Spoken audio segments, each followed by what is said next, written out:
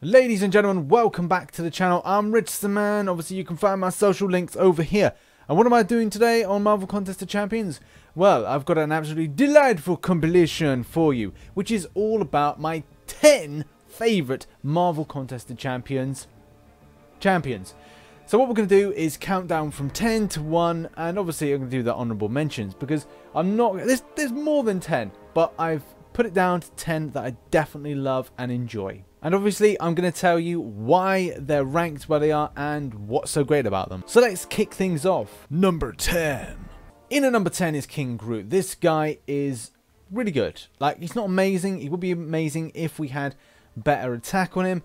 But when it comes to the fact the guy poisons, furies, you know, we've got armor break, we've got regeneration, we've got a whole host of different things that make this guy pretty darn unique. And I like it. I really do. The attack side of things does make the champion not so great, and obviously that's the reason really that it's the number 10 spot. But a mainstay and a guy that can just run the course of the battle.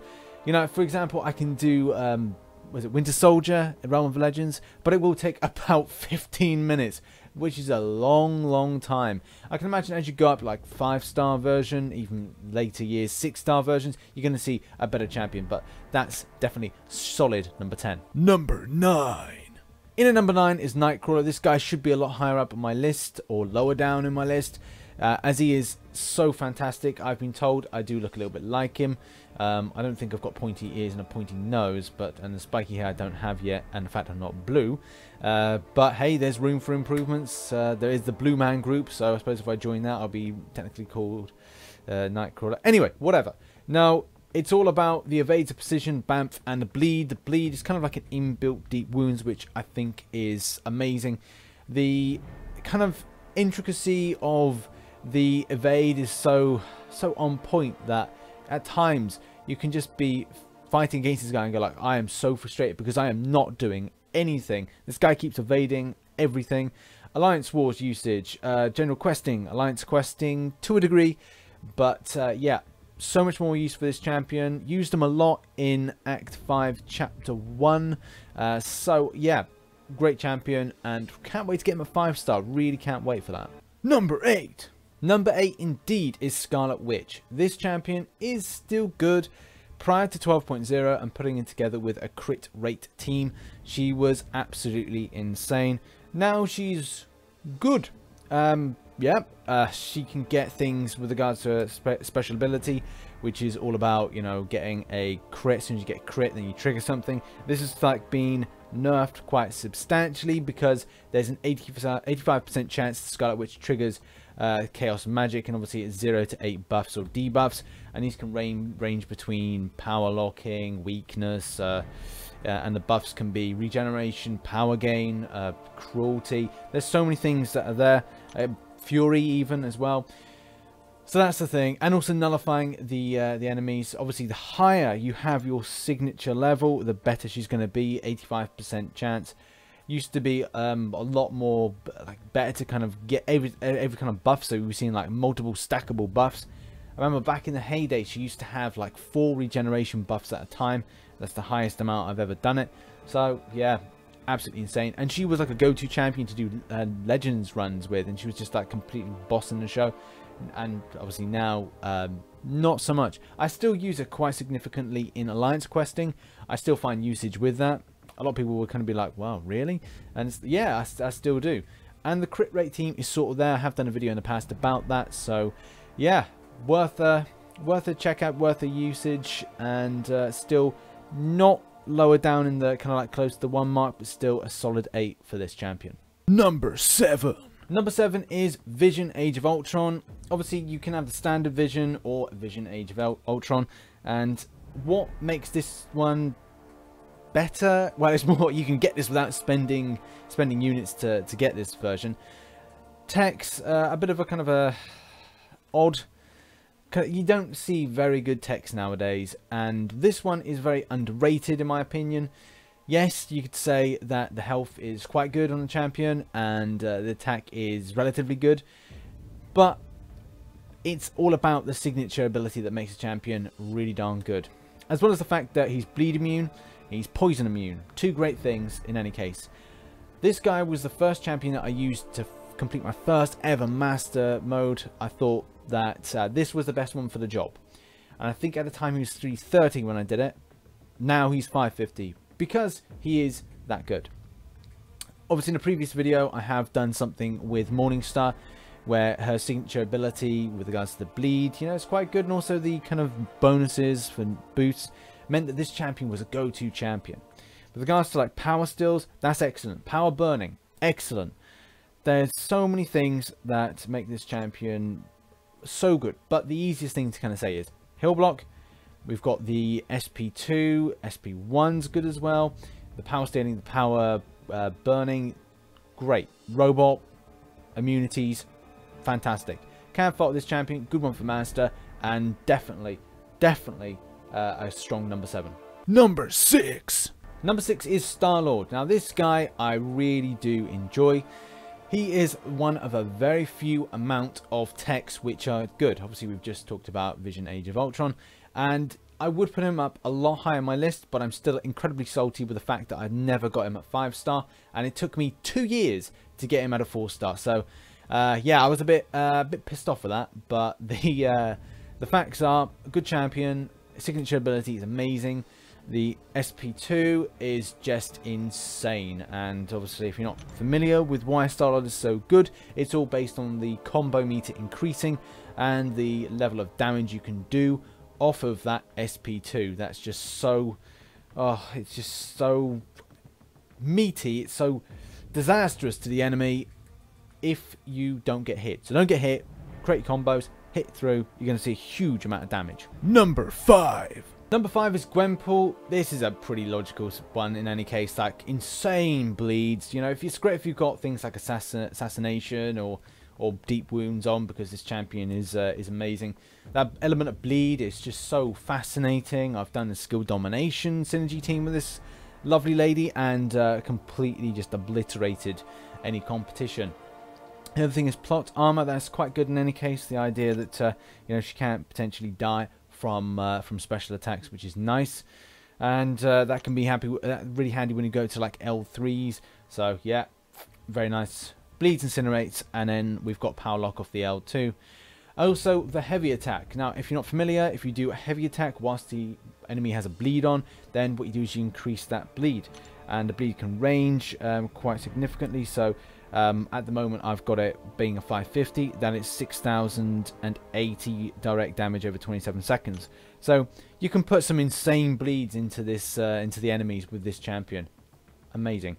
Should be a lot higher, but there's some other champions that I really do enjoy a little bit more to play with that I'd like to put up and higher in the list. Number 4. Number 4 is Hulk. Now I love this guy. The very first Marvel Contest of Champions 4-star that I got, I think it was within the first month of playing the game, which was January 2015. So long ass time. I've been playing this game for a long ass time. And obviously Hulk Rage, I finally got him awakened quite I think actually fairly frequently. I think it took a good year and a half to get this guy awakened. And to begin with, he was good. I was using him, and then better champions came, and a lot of people, even like Marvel Contest champions like Kabam. I spoke to Kabam, I think it was like a year ago, and I said to them, like, you know, you got to do something about Hulk, and they said that someone keeps pestering them on Facebook about improving Hulk, and they said we've got to give it to him, and they did. They delivered a better Hulk. Hulk Rage is so fantastic, coupled with the fact that if you do a really strong power gain team, and if you're not familiar with this, if you look at my my video, which is called Brutal, I do a power gain team with Hulk, and we do this constant stun, like a perma stun, and that's one thing that makes Hulk just so great. You get him down to 25% or less, and he starts getting into this real kind of like Hulk smash type thing, and you're going to see incredible furies. Obviously, if you've got mastery set up around strength, then you're going to see again increased amount of kind of damage to your opponent. So yeah, great champion. Really wish I could put him up a bit higher, but there's just cause behind why I've put champions even further. Number 3. Number 3 is my Captain Marvel. Cap Marvel, I think this was like the second 5-star I ever got, and I wasn't overly sold on the champion. Once I got her awakened, I think I was actually debating whether or not to use a 5-star Cosmic Awakening gem on her, and then it turns out that in a 5-star crystal, boom, I get her. And yeah, I think it was when she was awakened. Yes, most champions do come into their own when they're awakened, but I was finding that I could use a champion for a lot more. The idea behind like direct damage, furies and poison immunities meant that she was going to be used a lot more for me in Alliance quests, and she was my go-to champion for my Legends run. Why? Well, if you put suicides on, decent suicide masteries, you're looking at an amazing damage output. You couple it with a good synergy team. I think I used the mutant synergy team, and that was going to give me crit bonuses, it was giving me attack bonuses, it was giving me block proficiency in some ways. It was just like totally amazing for this champion. And you know, she delivered. She was like doing hits sometimes. We were talking like 9k a hit on a crit, and then a fury buff at the same time, which is pretty darn insane. Obviously, as champions evolve and we get 6 stars soon, it will mean that those great damage outputs are going to be increased exponentially. Which is obviously going to mean that if you're going to go back and replay Realm of Legends, you're going to be smashing the hell out of Winter Soldier. And I can't wait for that. I think that's going to be so much fun, just to kind of obliterate few. It's going to be a good way for higher ranking players to kind of get loads of those health pots at the point of kind of completed Realm of Legends like a true boss. Number 2. Number 2 on my radar is a champion that I probably would have put number 1. But there's one I'm reserved. You probably guessed it by now. But Wolverine at number 2. Regeneration, bleed. Nothing else needs to be said about this champion. Wolverine is a complete powerhouse. You know, you couple him with the mutant synergy team, which you can do quite nicely, and he's just going to come into his own. He's going to be just a complete reliance. Like Alliance questing now, you know, this guy, I don't have to worry. I can even go into a battle, say I've made a mistake, and the next one I've only got like 1,000 health to play with. Guaranteed that by the end of that battle, I will end up with 2/3 to full health bar when I come to finish the match, because this guy is that good. You build those power bars, you're getting that regeneration. He's just so darn good. And I think as well, it was the start point of this year, or maybe last year, when I actually got this champion for the first time. I have been hunting for so long to get this champion, and I never get the luck with that. I get some luck with other champions, but not the ones that I really do want. I think that's for everybody, really. I think this is just a very general thing to say within the game. Cellular regeneration, obviously, as you increase that higher, you're going to see a champion that is going to be, oh, so darn nice. The way that the lacerations kind of stack, I think at times I pushed myself to go full ham and an aggressive strategy to get about 10 stackable bleed. And, oh yeah, just a complete delight to play this champion. Complete delight. And obviously would have been number 1, but I've saved one just for the next occasion. Honorable mentions. So I've got a few honorable mentions which didn't quite make the cut, but they're still amazing in their own right, and I do enjoy playing them.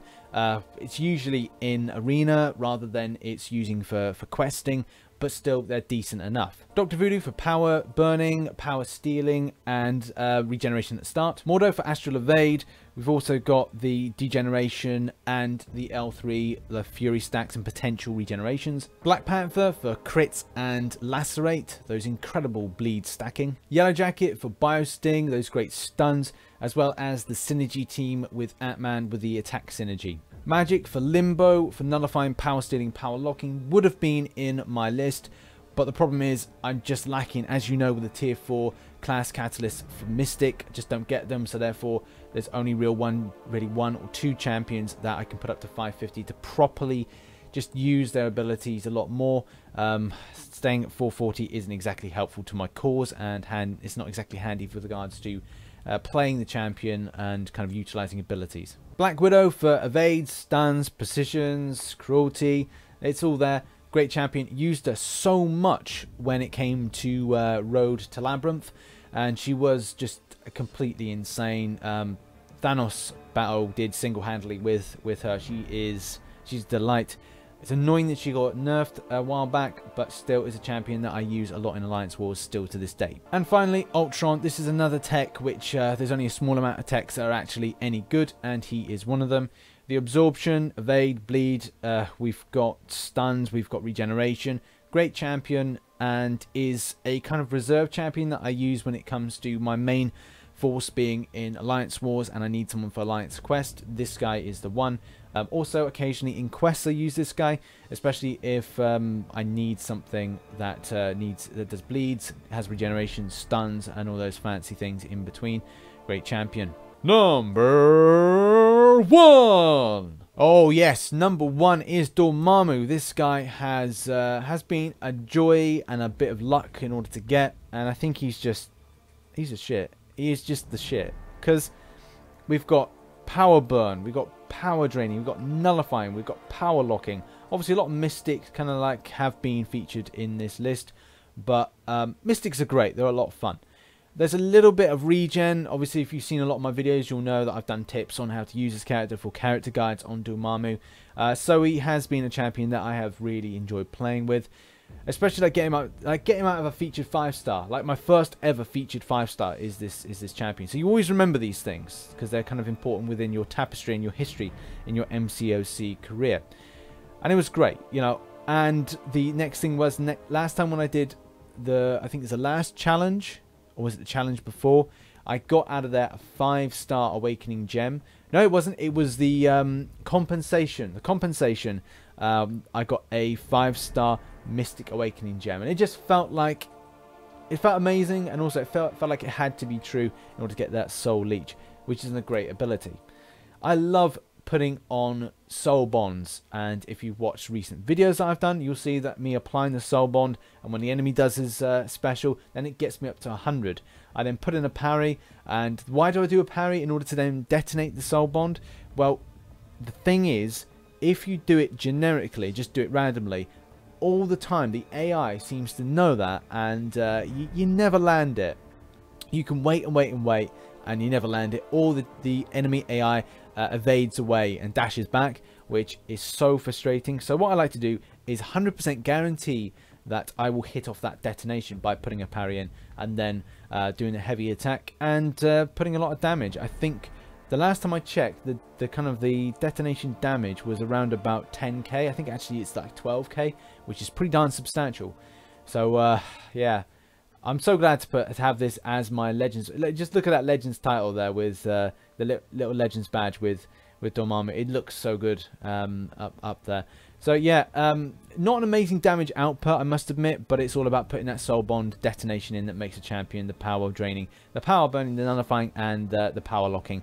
As well, the regeneration is alright. I have done videos where I've tried to kind of lose health and then regain it back. It did take a while, but yeah, great champion. So I think it's time to throw it over to you guys. Like, what is your top 10 favorite champions in Marvel Contest of Champions? Are you aligned with comic books that you liked, the character interest that you have, maybe functionality of some of the champions that you've chosen? Like, someone really likes Yondu for the bleeds, someone likes this champion for that reason. And I'm sure that as things progress in the game, I'm going to find some amazing champions that are going to be some really decent ones to go through. But yeah, Dormammu is the one that I really love at the moment. He's my favourite so far. So thanks very much for watching this video. If you enjoyed the video, hit that like button, subscribe for more Marvel Contest of Champions based content. I have been RichTheMan. Obviously, social media links will be pinging up left, right and centre. Make sure you put notifications on for the channel to see my videos and the home of MCOC news. I've been RichTheMan, and I shall catch you on the flip side. Bye bye for now.